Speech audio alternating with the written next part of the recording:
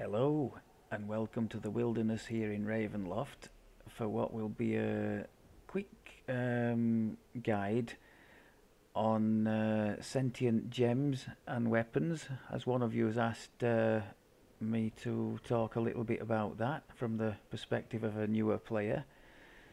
So, how to get sentient gem as early as possible, you've asked.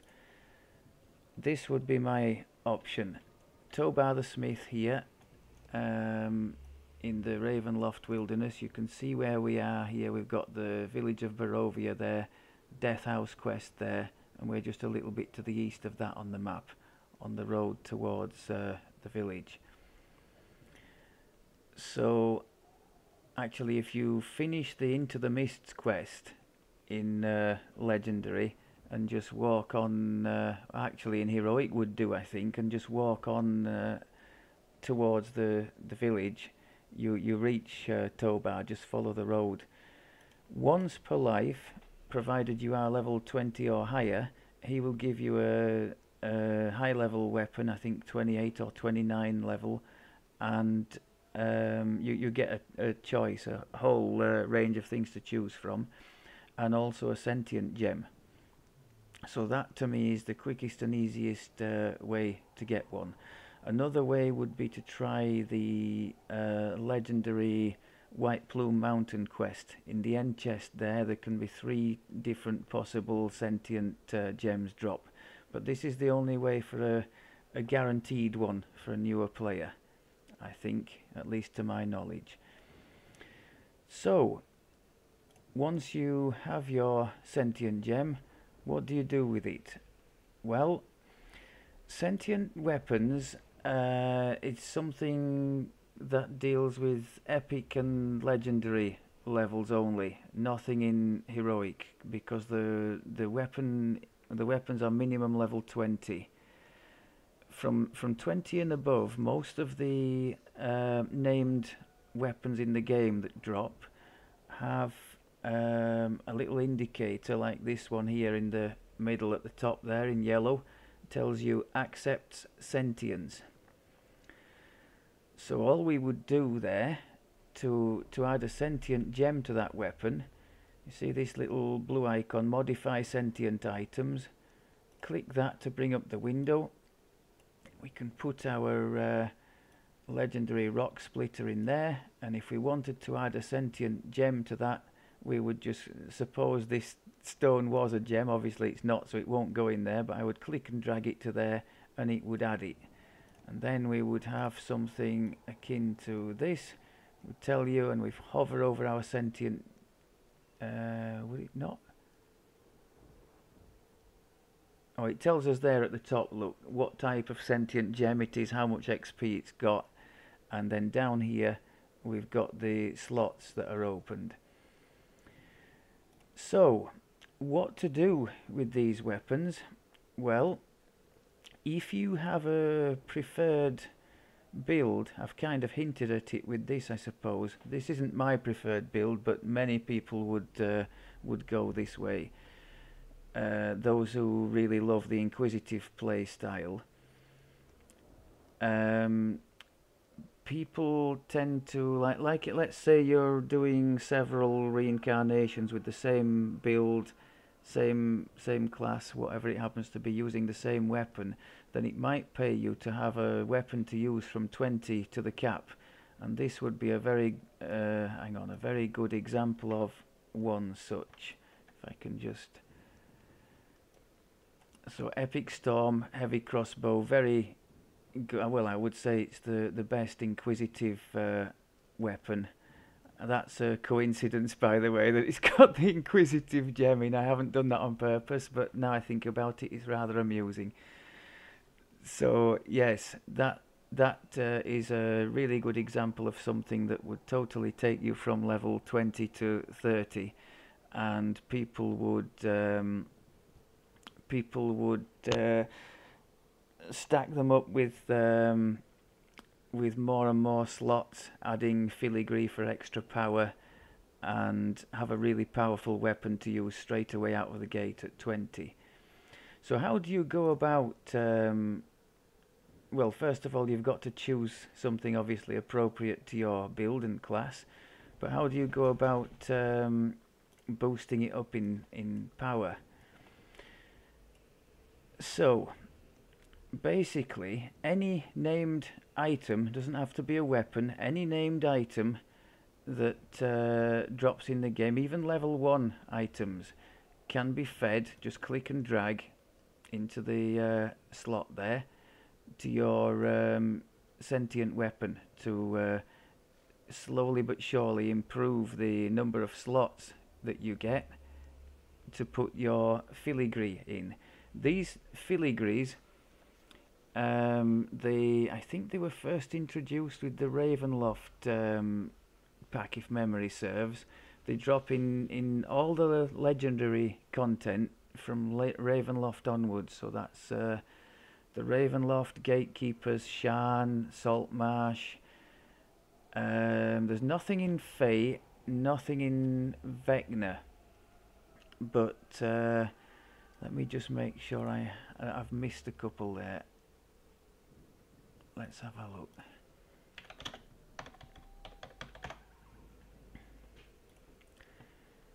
So filigrees. Yes, so they're broken up in the again, there's a nice section in the wiki on this. They're broken up into different generations. The Gen 1 drop in Ravenloft, Disciples of Rage in Jurasco, and in White Plume Mountain. Also in White Plume you can get, if you're lucky, these little 1000 sentient XP things that you can also feed into your weapon. As far as I know, White Plume and Saltmarsh are the only areas where you can get those things. So if you're on the lookout for boosting up your weapon, running those might not be a bad idea. Gen 2 filigree would be Sharn Soul Splitter, which is Sharn Docks, Gatekeeper's chain from the Gatekeeper Grove, and the third one would be the Saltmarsh. So there's no filigrees dropping in Feywild, Isle of Dread, or the Vecna.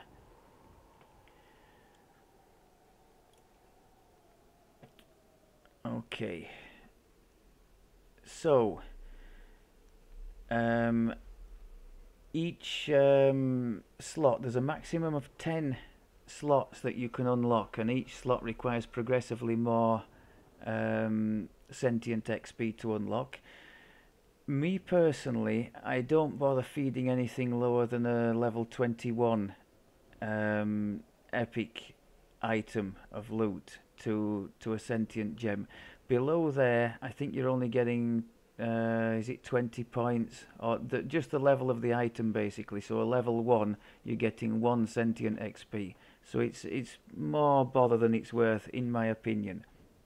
However, the high level ones like this one, a level 31, that would give 310 sentient XP. So a nice boost. So if you're running quite a lot at the cap, just collect them up, feed them into your sentient weapon, and watch the XP build. You might notice at the bottom there we've got something in called a spark. That extends the maximum number of slots that we can have on the in the filigree area. So I mentioned 10 is the max. Well, 10 is the max if you have 3 of these sparks in. You would add a spark just like you would any blue named item, otherwise known as sentient food. You would just click and drag your spark to the slot, and it will appear on the bottom here, telling you it's there. All that does is extend the number of slots available. Without the spark, I think the maximum XP is this one, 60,000. You can't. I don't think you can go above that. So that would be 7 slots. I think that's right. Yes, and then 8, 9, and 10 are for your sparks. There is a spark of logic which you can get as an optional end chain reward for the Saltmarsh legendary chain. As far as I know, if you just complete it on normal, you still get the Spark of Logic as an optional reward. The red one, which is it the Spark of Memory? That drops in the end chest of the White Plume Mountain quest in the Gatekeeper Grove. And the blue one, the Spark of Dream, I think can come from either the Master Artificer raid in Canith or the Lord of Blades raid in the same area. So you would need to do a raid, I think, to get the blue one.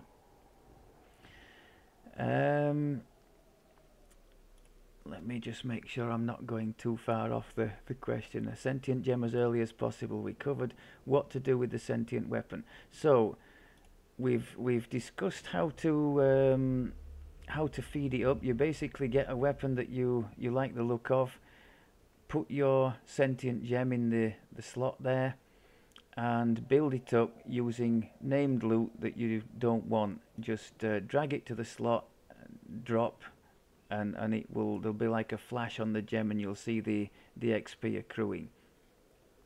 So once you've got a slot or two open, you have to decide what filigrees you want to put in. Now you can find filigrees, you can find plenty of filigree, in fact, on the auction house. Let's go and do that.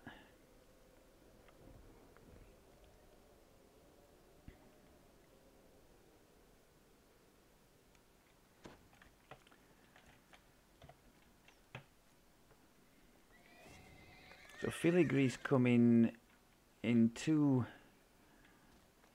basic flavors: the standard version and a rare version with an extra bonus on.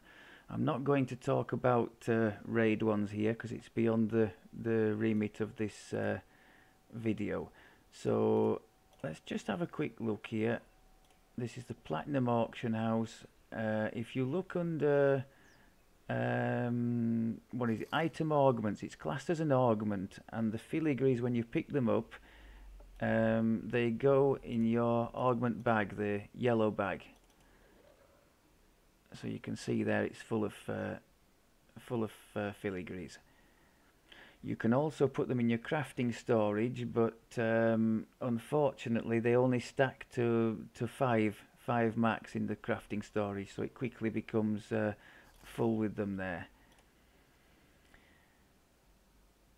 So item augments, and we just put search, and the lion's share of the things that come up, you see 11 pages, are in fact filigrees. So I know some of them, the more sought after sets like this Shattered Device, that's a fairly sought after set and fairly rare to drop as well. They're priced highly, but you can see there are some others that are fairly reasonable.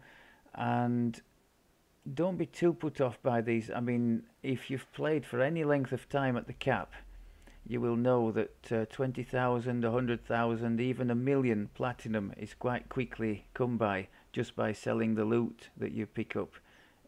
Running at the cap, you quickly accrue quite a lot of platinum. So this would be one nice source of filigree. If you're in a guild with more experienced players, I'm sure they would be happy to drop you you know, things that you, for a set that you said you were looking for. There is a good section on filigree in the wiki. It tells you what the set bonuses are and that kind of thing. So let's suppose we were looking for, now I don't know, the person who asked the question, I don't know what your preferred build is, but you would ask for things to complement your build. So let's say you were looking for ranged related stuff. We have Crackshot Negotiator is a very popular one. If you hover over the filigree, you can see what bonus you get for how many pieces equipped. So in each instance, we get a bonus from the filigree itself, like this one here. Look, it tells you +3 ranged power, but we can also see below there, if we equip 3 of those, we get +15 ranged power on top of the little bonuses that the 3 themselves were giving. So let's say we equipped a reflex one for +2 on reflex saves, this one for +3 ranged power, and let's say this one for +1 attack and damage. So we have all that plus 10 diplomacy and 15 range power for the set bonus down there. And if we can find a 4th one to equip, we also get 5% double shot. So it's highly advantageous to think about these little set bonuses when building up the filigree in a sentient weapon. I could show an example from one of Red's weapons here.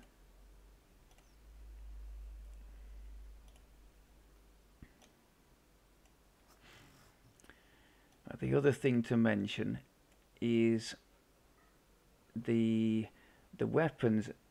I should probably mention the minor artifacts in the same breath here, because they kind of marry up together. You can minor artifacts. There's another section in the wiki devoted to them. They are upgradable the same way the sentient weapons are.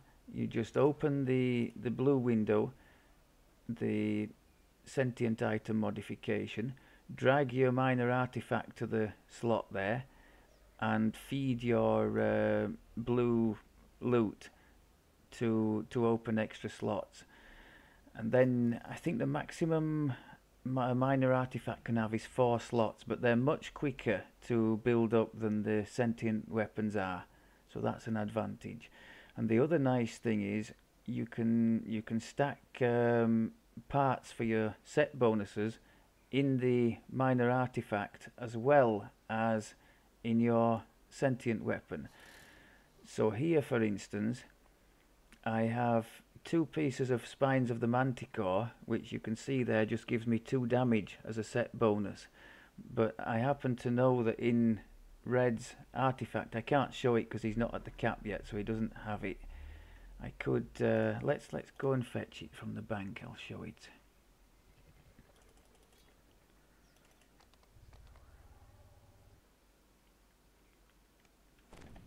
So his minor artifact is a necklace from the dino area.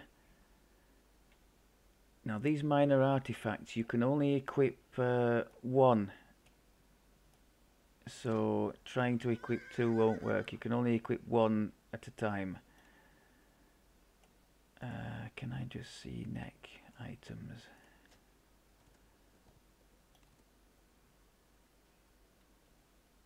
Where is it?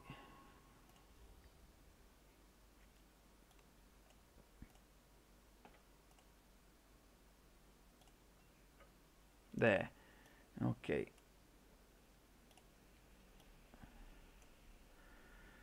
So exactly the same deal here, except there's no sentient gem for the minor artifact. You just feed the name loot directly to the slot there, and the XP accrues. As you can see, 6,000 is the max, or 4 slots for one of these dino artifacts. For some of the earlier ones, like the ones that drop in the gatekeeper chain, you only get 3 slots, so that'll be even less XP needed to unlock those. What I wanted to show was that there's the same 2 spines of the manticore here as there are on the sentient weapon. So we are able to, I think it's a bug in the game, I think you're not really supposed to be allowed to do this, but the developers are well aware that it's being done, and for the moment they haven't done anything about it. So we take the 2 most advantageous spines to us, like a ranged power and this ranged rare one, which is a raid one. I wouldn't bother too much about that if you're new. it'll be something for the future. And we've doubled those up on both the artifact and the weapon to give us 4 for the set, the 10 ranged power at the bottom there. Same deal here. We've got 2 from crackshot in the weapon, and if we look on the artifact, we have another from crackshot, giving us the 3 pieces in total for the 15 ranged power bonus. So if you were interested in ranged, Spines of the Manticore, Crackshot Negotiator, this one, Long Shadow, is quite a nice one. And because what was I going to say? No, just ignore that. This last one is a nice one, especially if you're in a group. This Shattered Device is particularly sought after because the 4-piece bonus there, your melee and ranged attacks have a chance to reduce enemy PRR and MRR by 10. So particularly good when hitting on a nasty end boss or a raid boss, and if you have other group mates to take advantage, that can really be awesome. This one isn't quite complete, you can see, but it does have the 3 sparks there. So if I could demonstrate, actually, we can go ahead and feed these named items. See, the gem just flashes and we get a little bit extra. As mentioned, I wouldn't bother feeding anything lower than level 21. It just becomes laborious and you just go absolutely crawling up. You literally can feed level 1 items for 1 XP each time, but I mean, look at that. The number of items you'd need to feed. You could just be doing other things. If you really want to boost Sentient XP, run endgame quests or run around in the Isle of Dread wilderness. That's always good for that kind of thing. I think that's probably just about it. So too long didn't listen. The quickest way to get a sentient gem is from the Tobar the Smith in the Ravenloft wilderness. You can add one of these gems to any weapon that tells you it accepts sentience and is level 20 or above.